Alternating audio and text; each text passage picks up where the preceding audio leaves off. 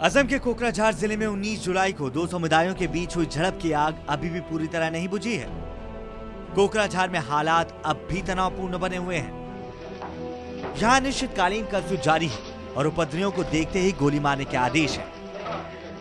कोकराझार के अलावा हिंसा के शिकार हुए चिरांग और धुबरी जिलों में भी कर्फ्यू अभी तक नहीं हटाया गया है। हालांकि सुबह के वक्त कर्फ्यू में ढील जरूर दी जा रही है। इस बीच हालात पर जल्द काबू पाने के लिए सुरक्षा बलों की 21 और कंपनियों को असम रवाना कर दिया गया है। Forces have reached, many more companies are reaching. So now we have almost adequate number of forces on the ground. The trains have started moving, so the situation is improving. Assam की बिगड़ी स्थिति का जायजा लेने के लिए प्रधानमंत्री मनमोहन सिंह शनिवार को कोकराझार जाने वाले हैं। इससे पहले गुरुवार को प्रदेश के मुख्यमंत्री तरुण गोगोई ने कोकराझार पहुंचकर हालात का जायजा लिया। आला अधिकारियों के साथ आपात बैठक की। हिंसा में मारे गए लोगों के परिजनों और बेघर हुए लोगों को 6 लाख का मुआवजा देने का ऐलान भी किया।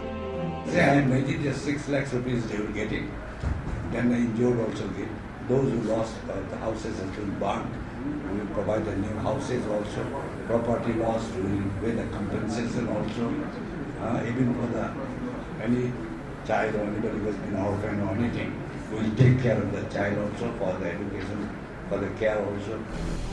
गौरतलब है कि कोकराझार में पिछले एक हफ्ते से जारी हिंसा में अब तक 40 से ज्यादा लोगों की मौत हो चुकी है। हिंसा के बाद इस जिले से हजारों लोग पलायन कर राहत कैंप में रहने को मजबूर हैं। इस वक्त मैं कोकराझार के एक रिलीफ कैंप में हूं। आप यहां पे देख सकते हैं क्या बुजुर्ग, क्या महिलाएं, क्या बच्चे, हर कोई ऐसी हालत में है जैसे जिंदगी जीने को सिर्फ जी रहा है। ऐसे में यहाँ देख सकते हैं ना खाने को ठीक है, ना रहने को ठिकाना है। कैसे फैली हिंसा, आइए आपको बताते हैं कि असम में हालात आखिर बिगड़े कैसे। कोकराझार में 19 जुलाई को एक समुदाय के 2 छात्र नेताओं पर कुछ अज्ञात लोगों ने जानलेवा हमला कर दिया। इसके बाद जवाबी हमला हुआ जिसमें बोडो लिबरेशन टाइगर्स के 4 पूर्व सदस्य मारे गए। इसी के बाद धीरे धीरे कई जिलों में हिंसा फैलती चली गई। हालात तब और बिगड़ गए जब 24 जुलाई को गोसाईगांव में गुवाहाटी राजधानी एक्सप्रेस पर हमला हुआ और ट्रेनों की आवाजाही बुरी तरह प्रभावित हो गई। क्या है विवाद?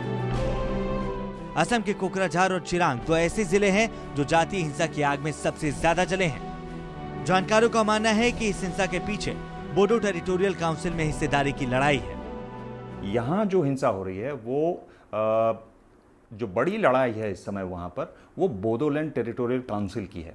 सवाल यह है कि बोडोलैंड टेरिटोरियल काउंसिल में किसका कितना हक रहेगा, उसका कितना क्षेत्रफल रहेगा, उसमें कितने लोग रहेंगे, ये उससे जुड़ी हुई है। और ये जो समझौता हुआ था, ये 2003 में जो समझौता हुआ है, ये उसके बाद की है। मेरे ख्याल से बहुत, मैं देख रहा हूँ टेलीविजन में जो कवरेज आ रही है और जो कवरेज आ रही है उसमें वो उसको बड़ी, जो असम की जो बड़ी समस्या है उससे भी जोड़कर देखा जा रहा है। और इस समय जो बोडोलैंड टेरिटोरियल काउंसिल है उसको जो चला रही है पार्टी यूपीएफ, उसका भी यही कहना है कि ये बांग्लादेशियों ने आकर इसको प्लान करवाया और कहा। पर गृह सचिव ने भी कहा, मुख्यमंत्री ने भी कहा, और जो देख के लग रहा है, मुझे नहीं लग रहा कि ये चीज़ उससे जुड़ती है।